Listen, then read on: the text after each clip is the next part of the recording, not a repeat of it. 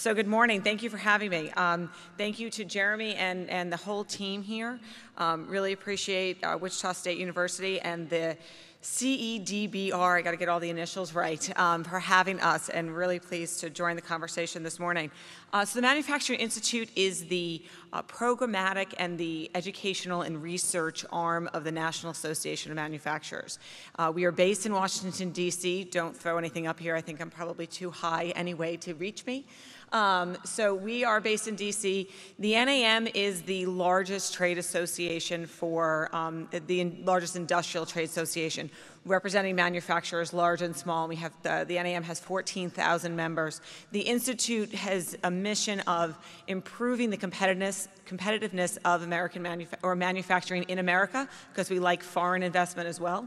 And our mission is really focused on attracting, training, and retaining the skilled workforce that manufacturers need, as well as identifying what the gaps are in the research and then building programs to solve those issues.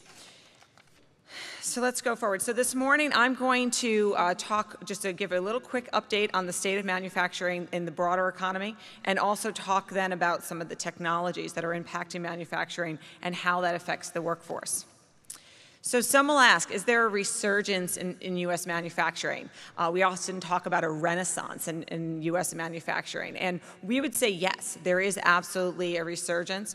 It's been a great time to be in manufacturing after a really rough couple of decades, but we've come roaring back, and certainly I think manufacturing over the course of the last year, it was of course a key message of the president's campaign, and it has been key and center of the conversation, both in the political class but throughout the country. So let's talk about manufacturing jobs. In the past 7 years, we've added over 1 million jobs in the sector. Most people don't recognize that. They look at the decrease around the Great Recession, and that has really kind of been what's resonated in people's mind. But we have come back. We have added just over 1 million jobs, and we've not seen anything like this in our sector since the 1960s. And so you might ask, why has this happened? Is it just a rebound from the recession and the decline? And actually, no, there's a whole host of reasons. A couple I'll mention include transportation costs. It is cheaper for manufacturers to be making product in the U.S. Of course, the U.S. is still the largest market. Now, there are some products, and of course, there is investment around the world, and that is because you want to be close to your consumer. But when that consumer is in the U.S. and transportation costs are so high, you want to make as much as you can here. So that has really helped increase that investment and the jobs in the U.S. And then there's risk reduction. We live in interesting times is probably one way to say it. Staying here, there's even as interesting as the U.S. has been of late, it is still more stable than a lot of other economies. About 10 years ago, we talked about the BRIC economies and the emergence of the BRIC markets. A lot of those countries haven't been as stable as had been forecasted. And so, you see a desire to reduce the risk by being here, because at least the risk in the U.S. is kind of a known set of issues. So those risks also include IP protections, government stability, and then also instability and financial risk and currency fluctuations. So that has really helped keep some folks home. There's two other things that I definitely want to touch on. So back when there was a big drive to invest in China and to have manufacturing in China, oops, go grab one of those. Thank you. To invest in China, it was largely due to the fact that there was a significant cost advantage for wages in China, and that has changed. So we've seen wages triple in the past 10 years in China, and at the same point in time, we've also seen an energy revolution, and that was mentioned this morning by Joe in the first discussion. So we've seen a huge amount of domestic production in energy, and these are some, I think this is the most recent world liquid natural gas prices. This is back from July. So manufacturers, this won't surprise you if you're in the sector or if you're in energy, manufacturers use about 1/3 of all energy that's consumed in the U.S. So for energy-intensive manufacturing sectors like chemicals, paper, metals, refining, energy is one of the highest costs. If we have low-cost energy here, that is a huge advantage then to be here. And that's why we're seeing new plants and investments across much of the U.S. Because of this cost-competitive advantage. And we now have its reliable, cheaper domestic sources of energy. And this is, of course, largely due to the fracking revolution. And then also the pipeline investment across the country in the last several years. That was, of course, a bit touch and go. Now we are back into the pipelines have been approved and the construction continues. And remember, for manufacturing, it's not just this is good for this one company because we're the person who drills and produces. There's the entire benefit throughout the supply chain. If you're building a pipeline, you have people throughout the supply chain who benefit because they are making pieces and products to go into that. And then, of course, there's the larger economic benefit of the multiplier effect of $1 going into manufacturing is $1.81 into the community and into the economy. You need people then to dig and to build, and you need the people to, you know, cordon off the roads and do everything else and clear the ground. So it just is a continued ripple. So when you take these structural advantages that we now have, and then you layer on the change in the political environment, this is the most recent NAM Manufacturers Outlook survey, and they've been doing this survey for about 30 years. And so optimism in our sector has never been so high.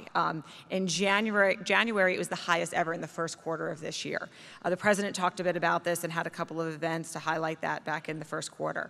And it's still really, really high. I mean, 89.8% in the third quarter.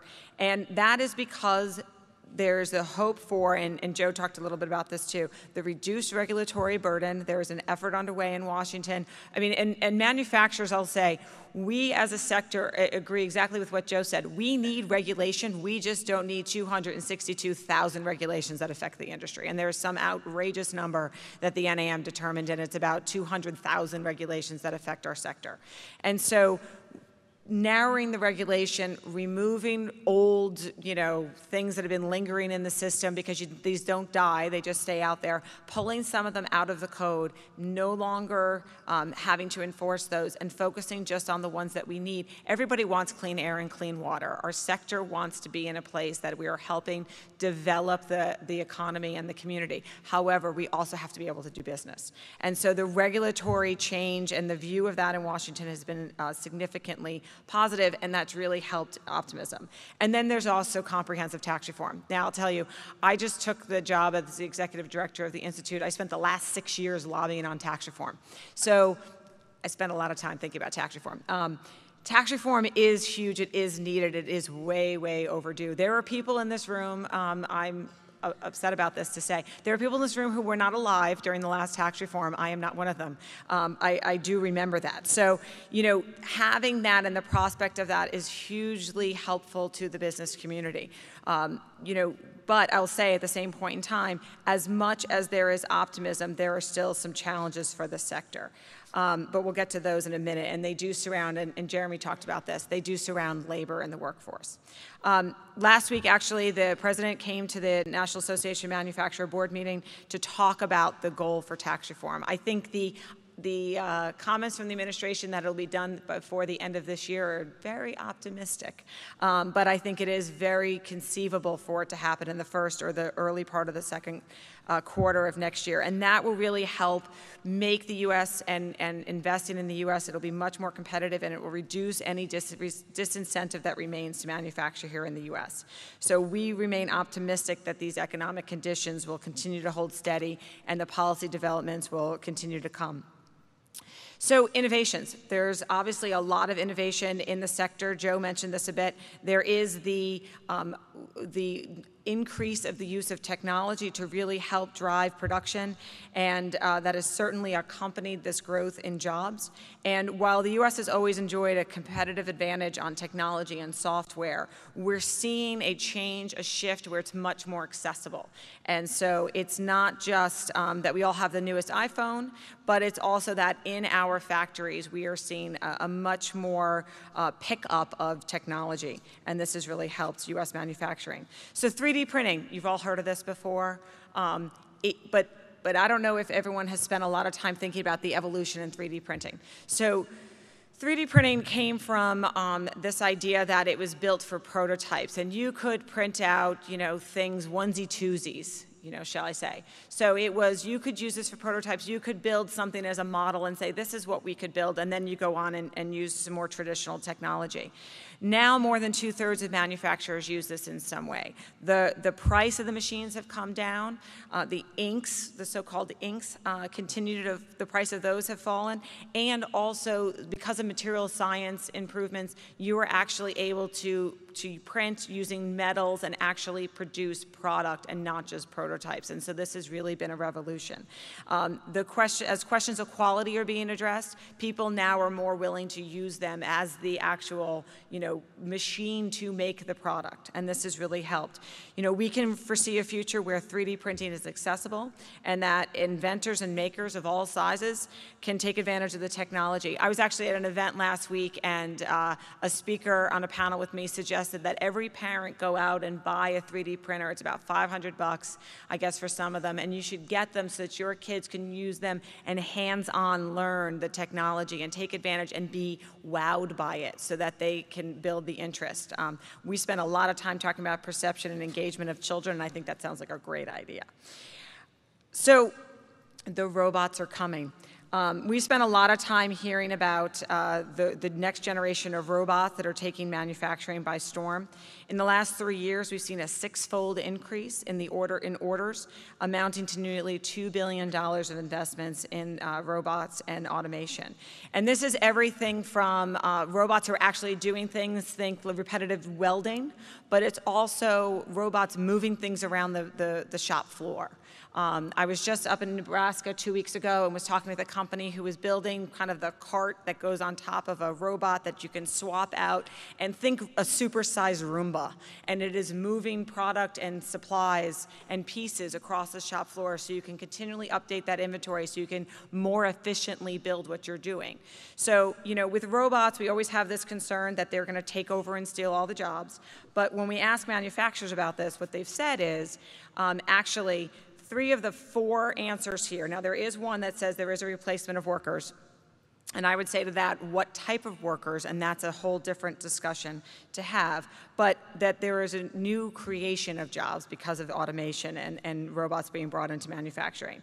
There are new jobs created for programming and maintenance, because you got to keep these things working, right? You have to be in there constantly and working with them and repairing these systems. And then there's also new jobs that come from supporting the use of the technology, but then it's not just that you have this one thing, and we talk about this often. You can't talk about technology as it's this whole other sector. It's the phone in your pocket, it's your computer, and that is technology. Technology is embedded in manufacturing. It is embedded in all the machinery. It is certainly embedded in the new machinery. It is embedded in the Internet of Things that can track a one input that comes in the door into a company. If you pick a large OEM, you have one input that comes in, you track that all the way through until that truck or tractor or trailer rolls out the door, and then it tells you, talks back to the OEM and says, this system isn't operating as well as it should be. And then the OEM can sit there and say to the company that bought that equipment, this is what you need to do. This is what's happening with the system. So it's obviously we are all connected as a community, but all of the inputs in manufacturing are connected through the Internet of Things. And that means there are jobs to manage that and to control that within all of the factories as well. So it's all of this, of course, has improved productivity and it helps reduce costs. And it's an incredible time in manufacturing as this technology is truly additive and really helps make us more competitive and change how jobs are done. There's also a significant improvement in the quality of life for people on the factory floor. You might not need to be in we often talk about how manufacturing isn't dark, dirty, and dangerous, like you might remember from old movies, but it is innovative and it is clean and it is technology driven. But there still are jobs that are dangerous, and actually the advances in automation and robotics can help make it safer. So I was talking to one company and they make fiberglass, and they said, well, we have a robot that actually rolls the fiberglass so humans don't have to do that anymore. It's safer for them. They don't have any exposure to the material. That's a win, right? So, it's not reducing jobs, but it is perhaps changing the complement of jobs and what they are. So speaking of jobs, with all these positive factors and developments, the biggest challenge that remains truly is preparing and engaging the future workforce. And this is what the Institute really spends most of our time on. So, you know, if we look at, and this is very common, so this is one of the questions from the NAM's quarterly survey. And I'd say I've been part of the NAM ecosystem for 6 years now, and it is always these three things, and they kind of just flip in order. And actually, should I say, so for the first time that I've seen one of these, taxes is not on the top three, and that's because of the hope for comprehensive tax reform. So it's always, you know, when you say to a manufacturer, what are your biggest concerns? They say healthcare costs. That's always number 1, 2, or 3. And then they always say number 1, 2, or 3, workforce. So for manufacturers, this is the key to whether or not they can invest. You cannot invest and grow and expand and make more here in the US if you don't have the people to do the jobs. It seems, you know, of course, that's very logical. However, this is a continual problem. And as Joe mentioned earlier in his talk, you know, people say, well, you know, we can't find these jobs. Well, there is a huge amount of open jobs in the sector. And as he mentioned, it's about 250,000. So, you know, the skills that the manufacturing workforce need, yes, we all talk about STEM. It is a great buzzword, and there's a fantastic amount of attention been paid to that section of schooling for quite some time, and that's really excellent. But it's not just that. It's problem solving. It's critical thinking. It's thinking about systems, and it's teamwork and engagement with groups, because nobody is doing this alone. So programs like data science and computer programming are also critical too, as well as traditional manufacturing skills. You know, I have not talked to a manufacturer probably in the last 6 years who hasn't told me they need welders. There's a huge shortage of welders in the country.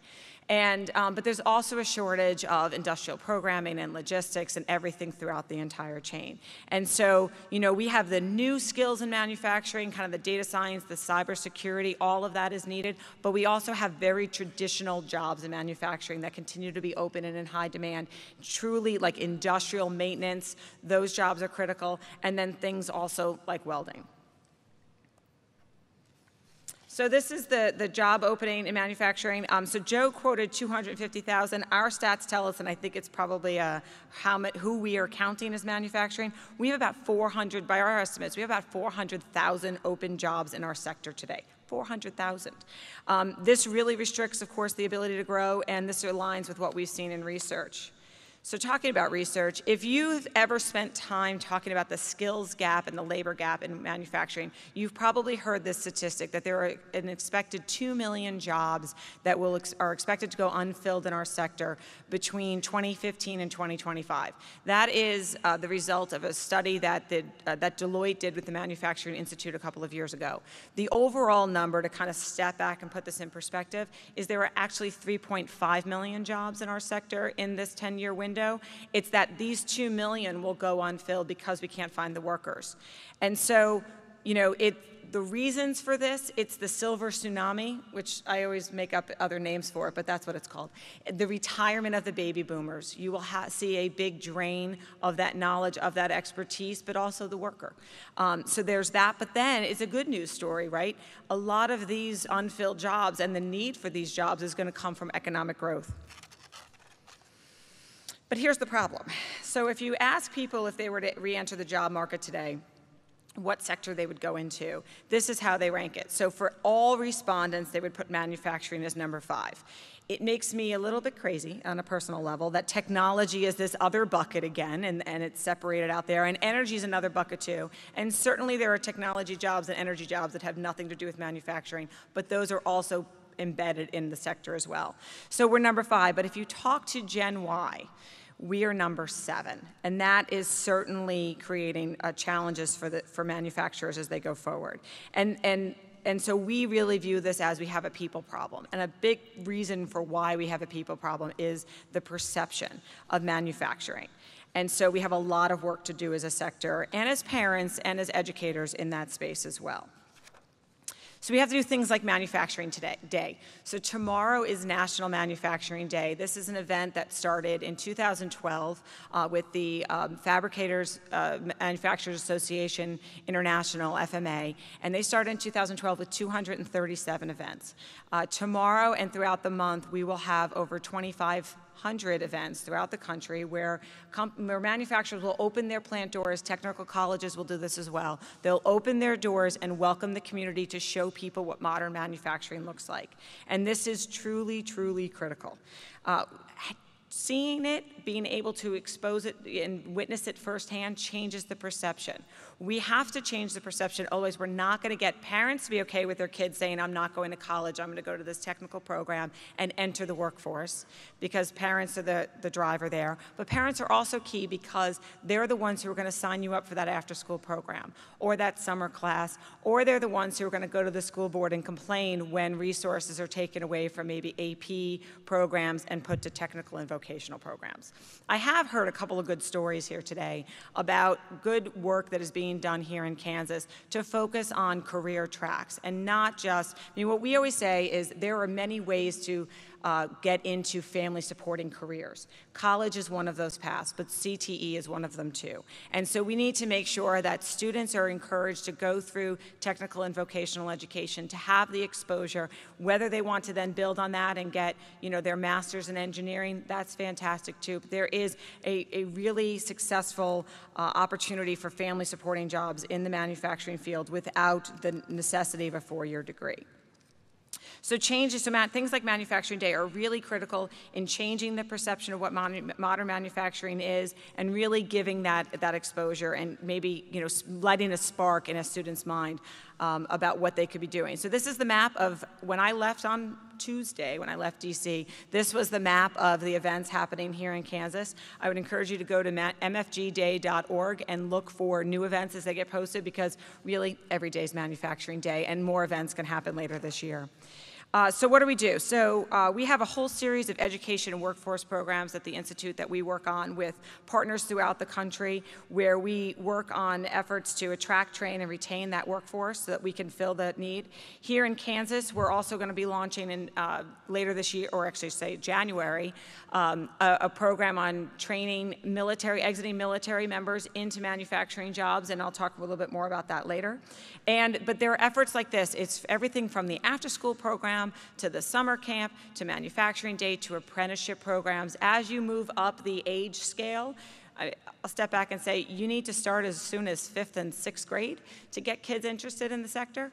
And I see a couple heads nodding at that one. It blew me away when I first heard 5th grade. I thought they're like 9 or 10, and that's really early, but that's where you need to begin so that they can build the skill sets and work into their curriculum the base skills that they need. And then, it's also things like retaining and how do we get more women into manufacturing, and how do those women pay it forward with getting more girls interested in the sector as well. So, we have some great partners here in Kansas. We'd love to work with you as well, but there's a lot of resources out there, and I encourage you to get engaged, because even if you're not in manufacturing proper, and I know there's a lot of different industries represented in this room, it is critical to the national economy and also to the community. And so, while we're in bright times, we really do need to fill that skills gap and get more people. Otherwise, the positive story isn't going to continue. So thank you very much.